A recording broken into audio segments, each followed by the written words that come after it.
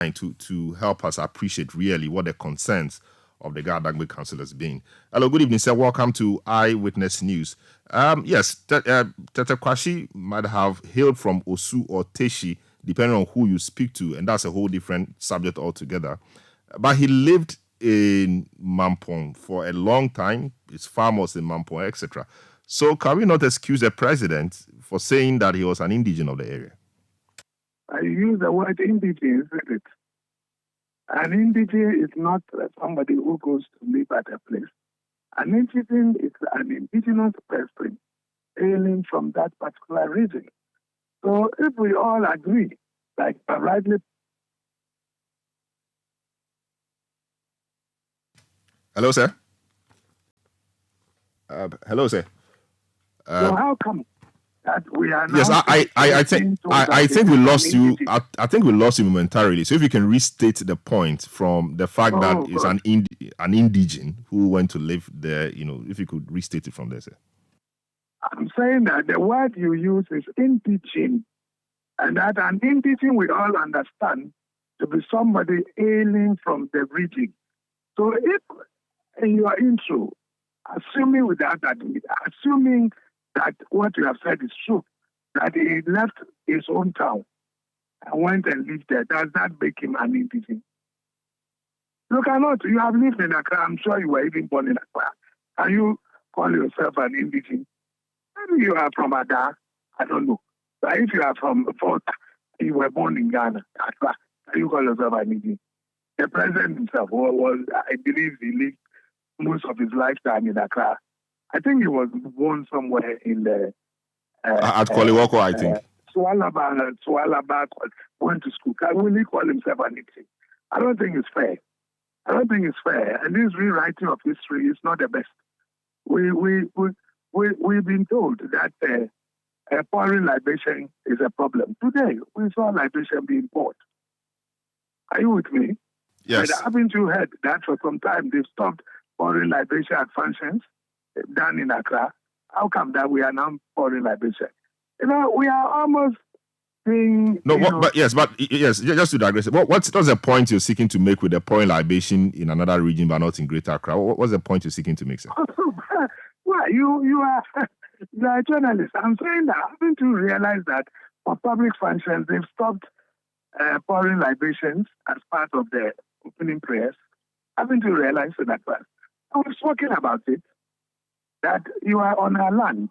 In fact, when I went to Canada, the indigenous people, before they do anything on their land, will call someone to pour libation, and whoever is doing the program will want to acknowledge that they are on the land of the indigenous people.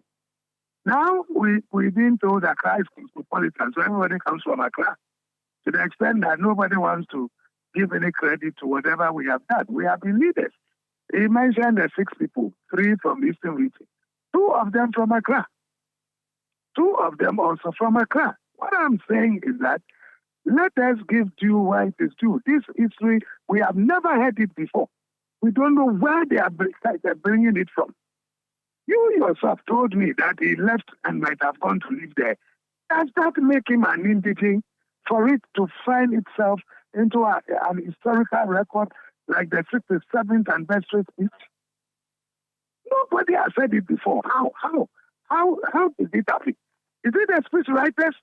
That's why we are saying that if it is the speech writers, then they should check their history and stop what they are doing. And if it is something very deliberate, they should also stop that.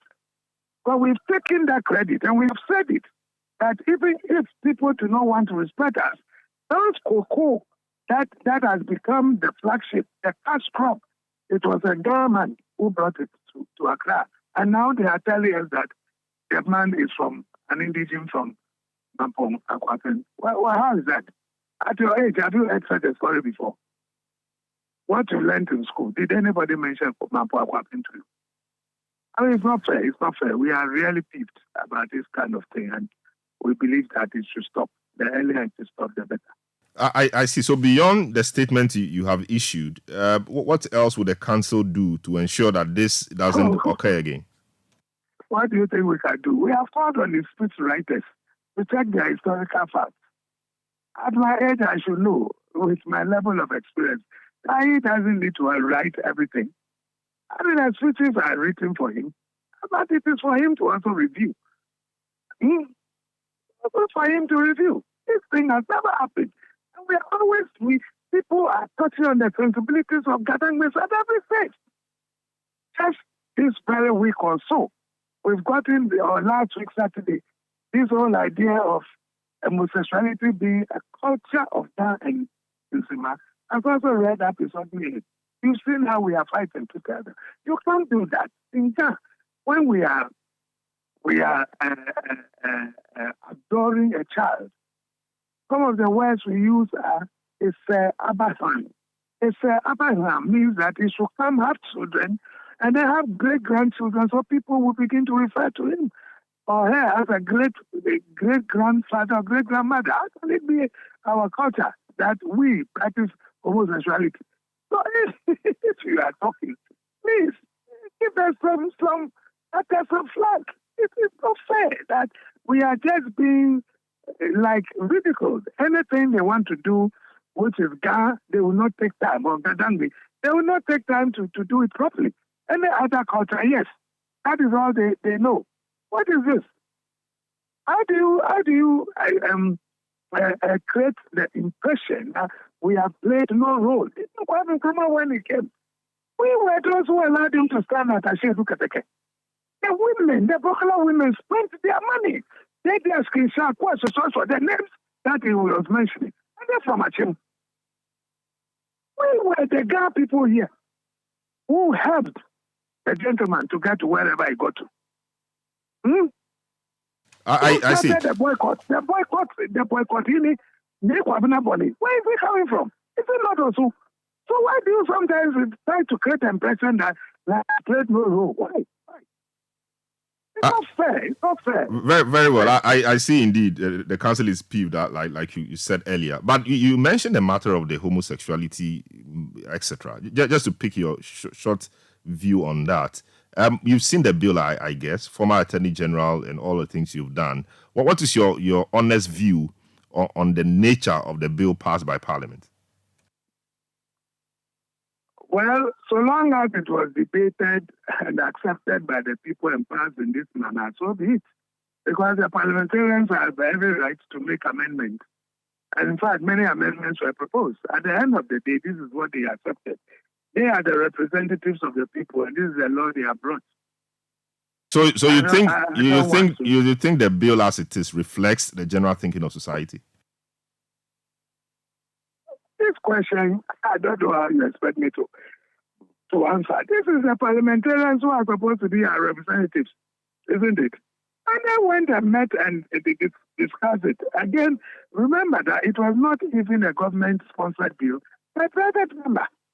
But that private member came from, what do you call it, a society. And to add to it, that this some judge who has been a spokesperson has been, he's from Ningo GaDangme. So if that is part of our culture, why should he be the one who was something? So the point is, you can make comments, but to say that it is part of the culture becomes problematic. Don't you agree with me? So, it becomes part of the culture, which means that right when people are born, we instill into them the idea of homosexual practices, which cannot be true. You've lived with Ghana people here, if you are not one, if you are not a GaDangme. And is that what people have been telling you, that they want to sleep with you? But very final one. So the president is signaled that he wants to await the verdict of the Supreme Court on this. You've been Attorney General, you've advised President Akufo and all. Well, what do you think? Do you think he should sign it or assent to it rather than saying he wants to wait for the Supreme Court? Well, if the water has already been muddied by a Supreme Court case which is pending, it only makes sense that you have to wait for the Supreme Court to deliver. So if they don't deliver any verdict until next year, so be it. But many have also said that he went ahead to assent to the e-levy bill, even though it had been taken to the Supreme Court. People questioning the consistency of the president's decision-making in this matter. Oh, you are in the press, so you have an eye for some of these things. I'm not too sure. whether I follow this levy thing. But that is it, pick and choose.